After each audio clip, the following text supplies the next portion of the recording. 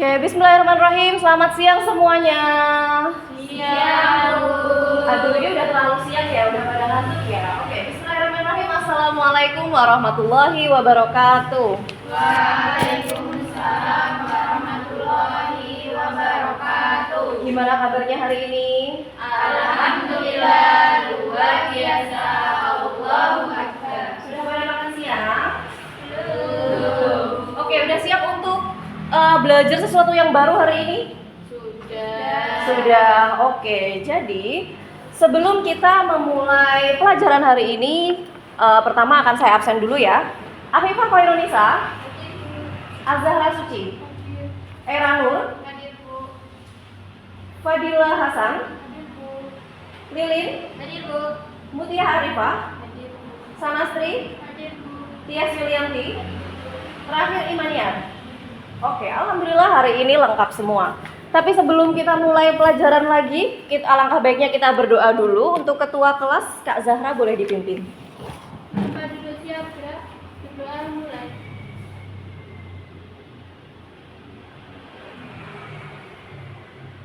Berdoa selesai. Oke, terima kasih Kak Zahra. Oke, sebelum kita ke materi Mukadimah Anggaran Dasar Muhammadiyah, kita akan flashback sebentar. Siapa yang masih ingat apa materi sebelum ini? Ya?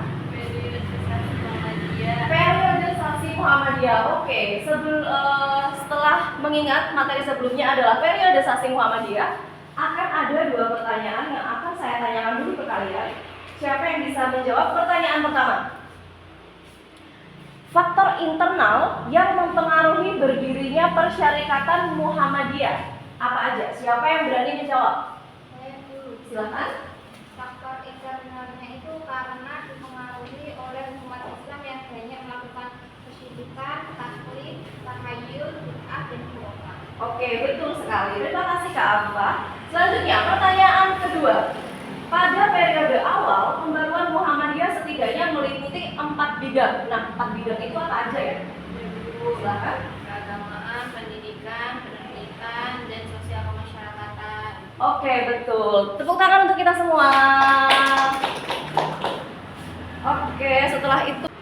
Oke, selanjutnya saya sampaikan dulu tujuan dari kita mempelajari tentang MADM. Tujuan yang pertama adalah nantinya kalian akan bisa menguraikan sejarah perumusan MADM itu seperti apa aja. Mulai dari pendirinya siapa, kapan dirumuskannya, dan apa yang melandasi.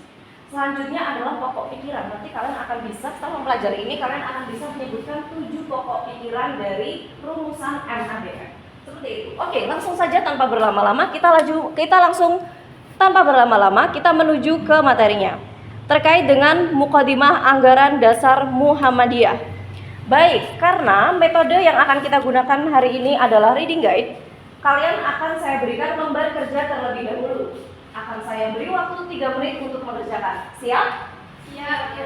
Oke, silakan tolong bisa diteruskan ke belakang. Terima kasih.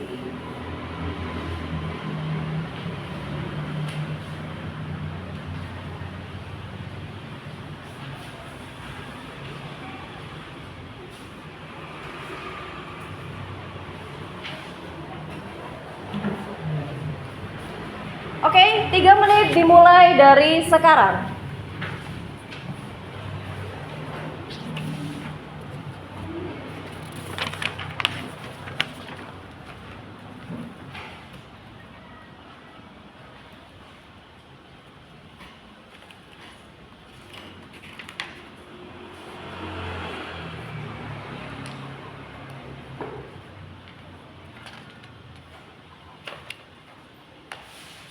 Apakah ada kesulitan?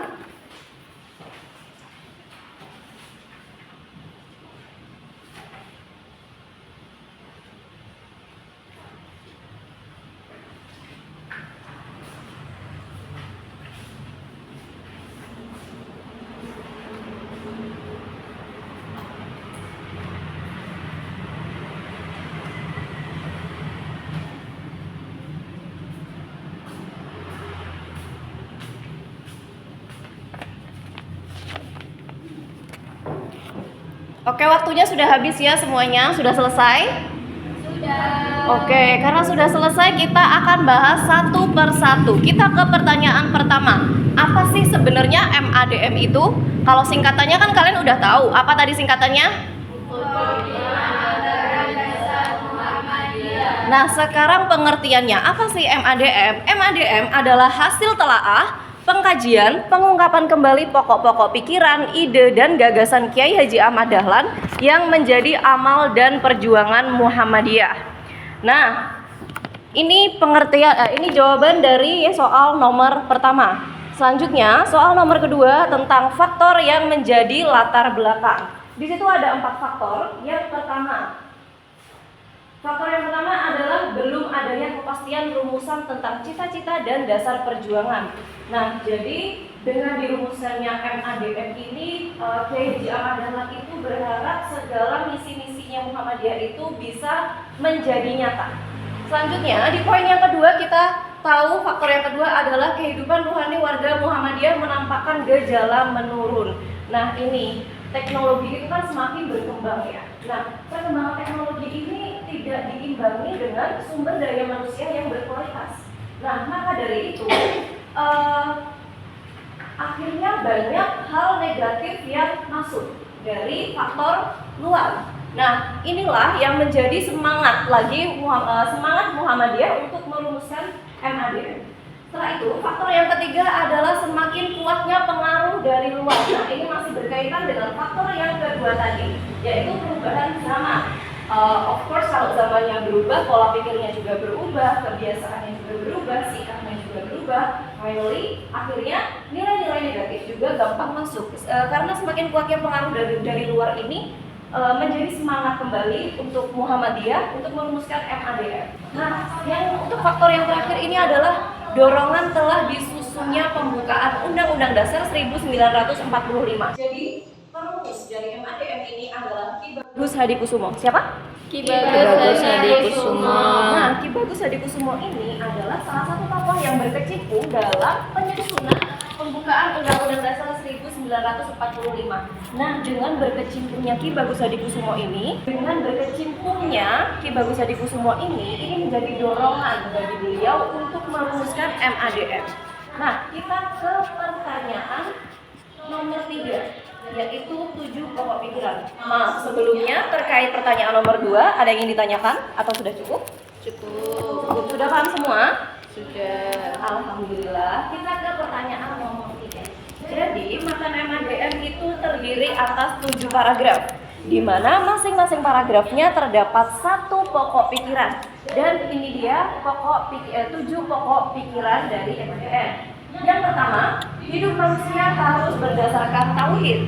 Yang kedua, hidup manusia adalah bermasyarakat.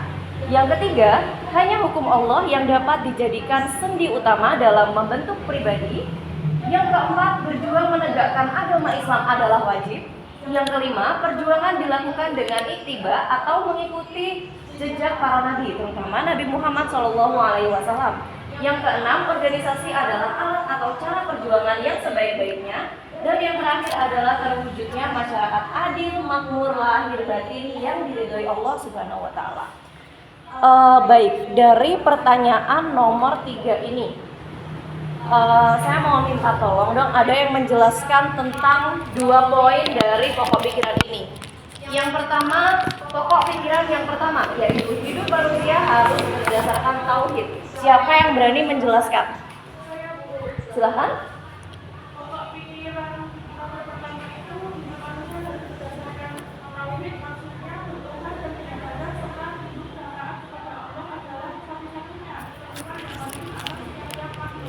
Oke, betul sekali. Baik, masih ada 1 poin lagi yang akan saya minta untuk menjelaskan.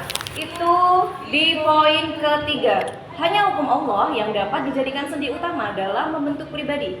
Siapa yang berani menjelaskan? Silakan. Maksudnya adalah agama Allah yang dibawa oleh Nabi merupakan satu-satunya komitmen dalam masyarakat yang bersama dan sebaik-baiknya. Oke, terima kasih untuk kedua penjawab. Tepuk tangan untuk kita semua. Adakah yang ingin ditanyakan dari ketiga pertanyaan yang sudah kita bahas ini? Tidak, semuanya sudah paham? Sekali lagi, semuanya sudah paham? Oke, alhamdulillah. Baik. Sebelum saya tutup, saya akan menarik kesimpulan sedikit dari materi yang sudah kita pelajari hari ini. Pertama, hari ini kita belajar tentang MADM. Apa itu singkatan MADM? Anggaran dasar Muhammadiyah. Oke, siapa yang mendirikan? Ki Bagus Hadi Kusumo. Selanjutnya, ada berapa faktor yang melatar belakangi dirumuskannya MADM?